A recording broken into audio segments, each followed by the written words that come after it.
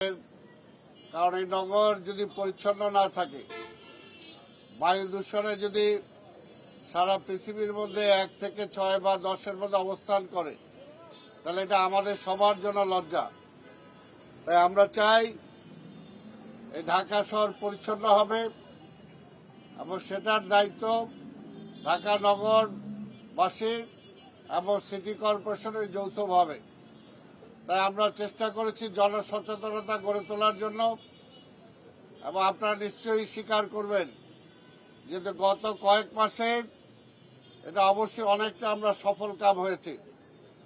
এবং আমরা বিশ্বাস করি যদি এইভাবে ধারাবাহিকতা আমরা রক্ষা করতে পারি, তাহলে নগরকে আমরা বায়ু দূষণের হাত থেকে এবং এই নগরকে আমরা পরিষ্কার পরিচ্ছন্ন রাখতে আমরা সক্ষম হব। এবং সেটার জন্য যেমনি আবর্জনা পরিষ্কার করতে হবে, ঠিক তেমনিভাবে একইভাবে আমাদের সবুজায়নের জন্য, এই কার্বন ডাই অক্সাইডের হাত থেকে বাঁচার জন্য, অক্সিজেন গ্রহণ করার জন্য আমাদেরকে গাছও লাগাইতে হবে। আমাদের মাননীয় প্রধানমন্ত্রী জনাব তারেক রহমান, আপনারা দেখেছেন যে তিনি দায়িত্ব নেওয়ার পর থেকেই ক্লিন ঢাকা গ্রিন ঢাকা এই স্লোগানে তিনি আমাদেরকে উদ্বুদ্ধ করেছেন। তাই আমরা জনগণকে আহ্বান জানাবো যে আপনার ঘর যেমনি আপনি পরিষ্কার রাখেন, আপনার আঙিনা যেমনি আপনি পরিষ্কার রাখেন, ঠিক একইভাবে আপনার সামনের রাস্তাও আপনি পরিষ্কার রাখবেন।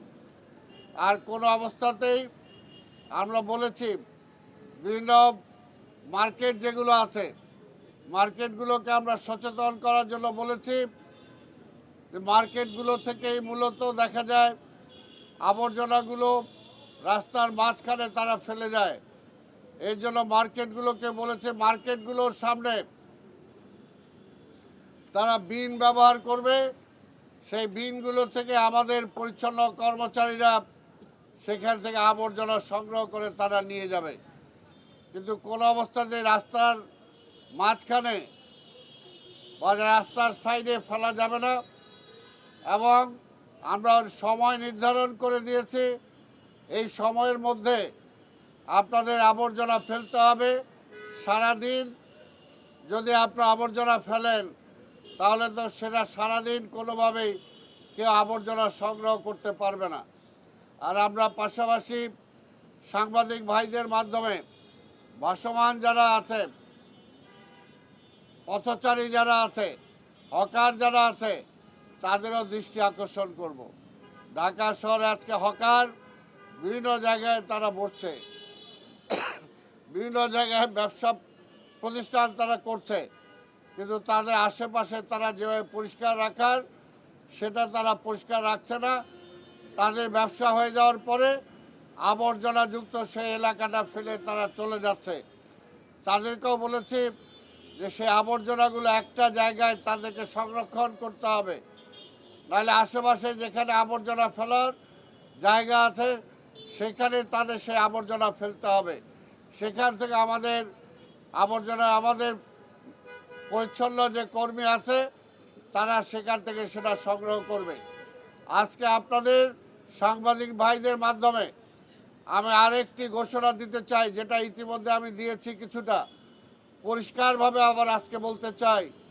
বাসা বাড়ি থেকে আমাদের যে সমস্ত যাদেরকে কন্ট্রাক্ট দেওয়া হয়েছে, যারা টেন্ডার নিয়েছেন, এখন পর্যন্ত বিভিন্ন জায়গায় কমপ্লেন আসছে যে অনেক জায়গা থেকে তারা নিয়মিত আবর্জনা পরিষ্কার করছেন না। বিভিন্ন বাড়ি থেকে নিয়মিত যেভাবে আবর্জনা নিয়ে যাওয়ার কথা সেইভাবে নিচ্ছেন না, বা কোথাও কোথাও কমপ্লেন আছে যে তারা বেশি টাকা দাবি করছেন। আমি পরিষ্কার বলে দিতে চাই এবং সাংবাদিক ভাই সহ জনগণকেও বলতে চাই, যদি আমরা দেখি যে আমাদের এই সিস্টেমটা ওয়ার্ক করছে না, তারা জবরদস্তি করছে, তারা নিয়মিত নিচ্ছে না, তাহলে আগামী টেন্ডার আমরা এইভাবে এই প্রসেসে আমরা কোনো টেন্ডার করব না। এবং আগামীতে এই ধরনের তাদেরকে আমরা টেন্ডার দিব না। প্রয়োজনে আমরা নতুন ভিন্ন কোনো মাত্রায় আমরা আবর্জনা সংগ্রহ করার জন্য আমরা চেষ্টা করব। কাজে এখনো সময় আছে, তারা যদি সংশোধিত হয়, জনগণ যদি আমাদেরকে বলে যে তাদের সার্ভিসে জনগণ সন্তুষ্ট, তাহলে আমরা সেটা বজায় রাখবো, আর তা না হলে এটা আমরাকে বাতিল করে দিতে বাধ্য হব।